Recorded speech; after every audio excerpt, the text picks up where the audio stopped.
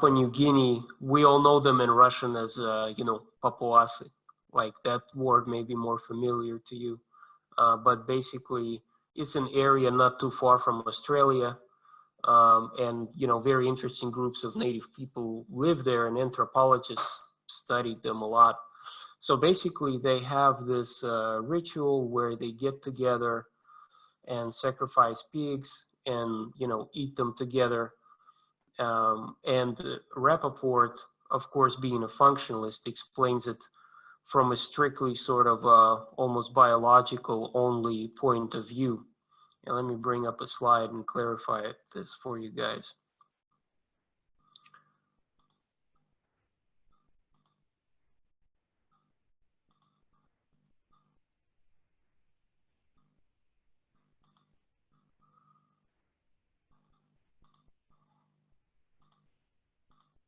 So here's how he explains it.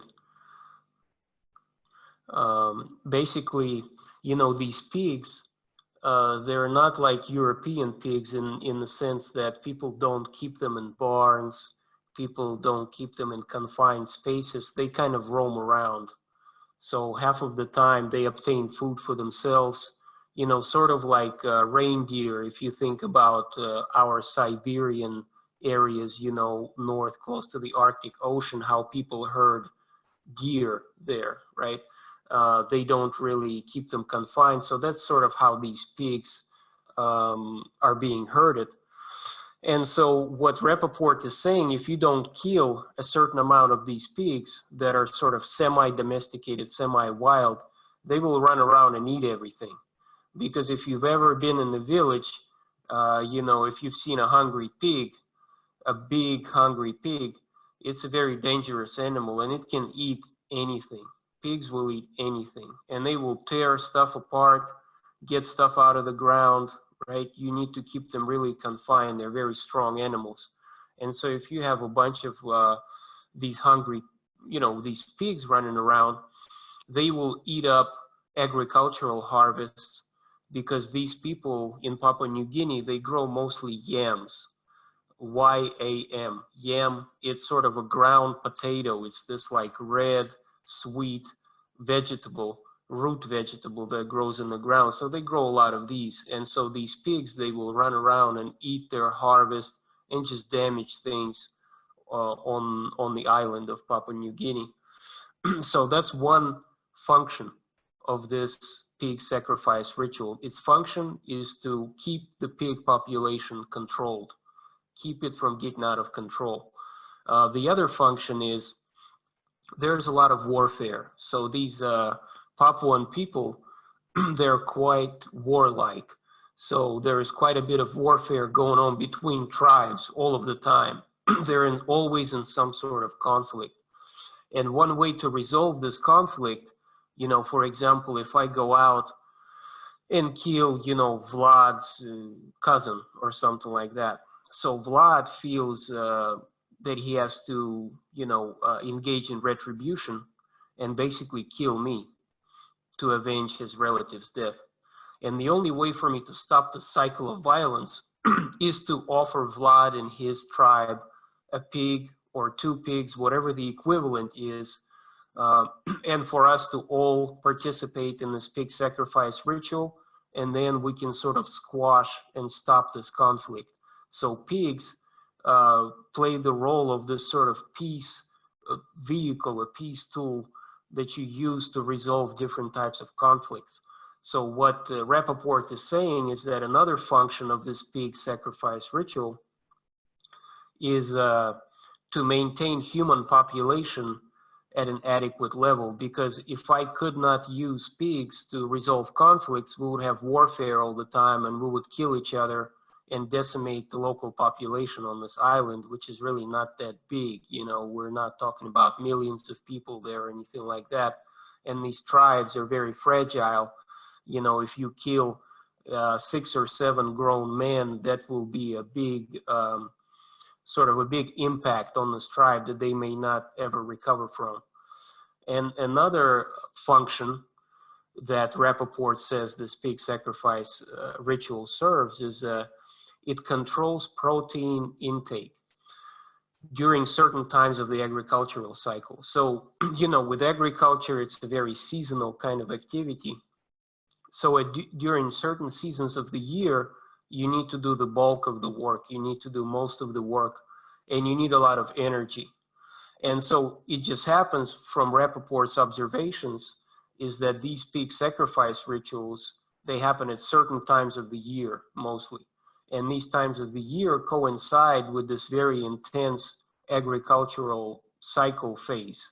So basically what he says is, okay, people consume protein right at the time when they need it to engage in these labor-intensive agricultural activities. So that's another function of this pig sacrifice ritual. And then the last function that he talks about is it's a form of redistribution of protein among population segments. So, you know, there are always sort of rich people, poor people, people who have access to resources, people who don't have access to resources, but in these pig sacrifice rituals, everyone gets a little bit of meat. All members of, you know, for example, both tribes, if two tribes participate in this kind of ritual, you know, the women, children, older folks, everyone gets a little piece. Of course, some people have, you know, get bigger pieces and smaller pieces, but he says it's a form of redistribution of protein to make sure everyone survives and gets enough calories. And so what Rappaport is saying is this sacrifice in sum is this sort of thing that maintains this ecosystem at an equilibrium. It maintains a certain balance. Every year a certain amount of pigs get killed, and in this sort of circle, you know, that feedbacks on each other, this is the actual function of this ritual.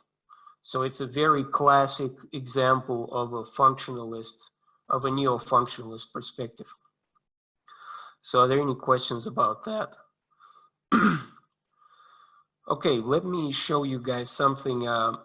If you've never seen any documentaries from Papua New Guinea, it's a very fascinating area. Give me just 1 second here so you can get a little glimpse of what we're talking about here.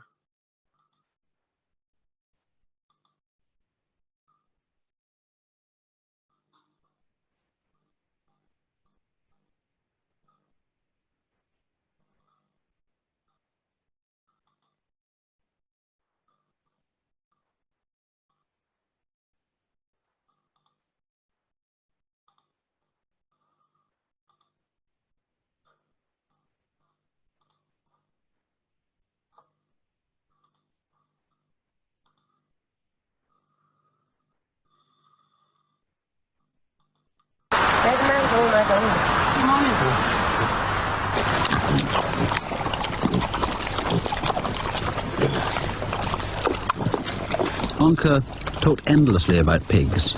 He said that pigs are the only worthwhile thing. But if money looks after white people, pigs look after them. You have to have pigs for whatever you want to do.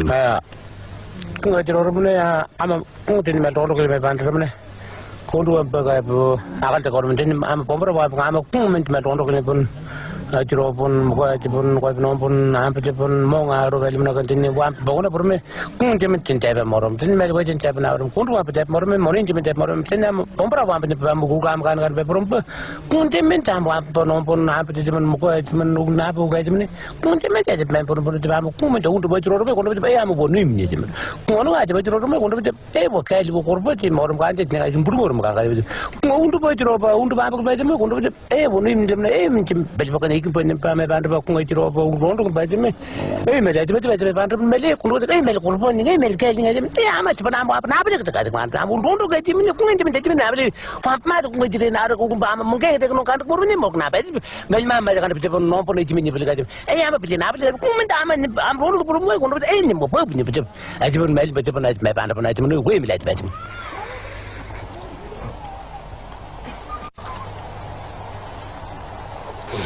Pigs can be used in lots of ways, but there's a rare bird captured in the forest that is used only as a mocker gift, much as the Chinese are out to give pandas to visiting dignitaries. It's called a cassowary.